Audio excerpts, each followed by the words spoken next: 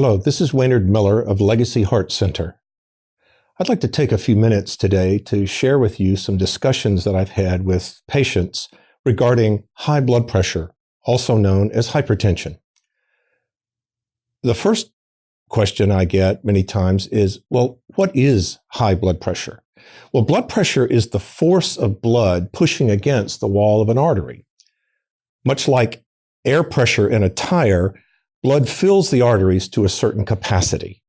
And just like too much air pressure can damage a tire, hypertension can damage arteries and lead to such conditions as heart disease, kidney disease, eye disease, and stroke. Blood pressure is high when taken on at least two occasions, a blood pressure of 140/90 or greater, or for patients age 60 or older, 150/90 or greater indicates high blood pressure. Another question that I often get is, who gets hypertension? Who's at risk?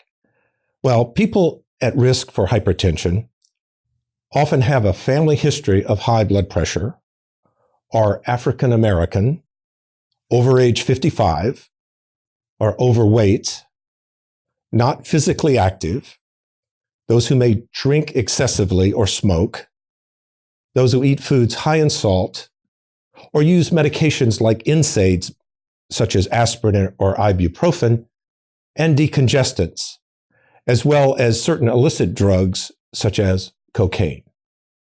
Another question that I often get is, how can I, as a patient, treat high blood pressure? Well, first of all, eating healthy foods is helpful, such as the DASH, D-A-S-H diet or the Mediterranean diet, both of which have been clinically shown to decrease blood pressure. Decrease salt in the diet to 1,500 milligrams or 1,800 milligrams a day can help tremendously. Maintaining a healthy weight, losing even 5 pounds can lower blood pressure significantly. Increasing physical activity. The American Heart Association recommends 2.5 hours per week of moderate aerobic activity that can significantly lower blood pressure. Another way is to limit alcohol. 1 drink daily for women and men over 65 years of age, and 2 drinks daily for men 65 years and younger. An important thing that one can do is don't smoke. Smoking injures blood vessels and speeds up hardening of the arteries. Managing stress is important with things such as muscle relaxation, deep breathing, and meditation. It's important to monitor home blood pressure readings. It gives us closer tabs on blood pressure control to show if medications are actually working, and it will alert the patient and the physician for any potential complications. Now, I often tell my patients that there are a few things that you can do to make sure that you get accurate blood pressure readings.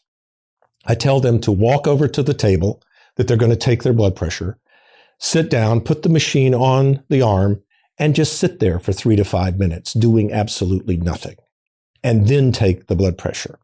The reason for this is that the blood pressure that we're interested in treating is the rested, seated blood pressure.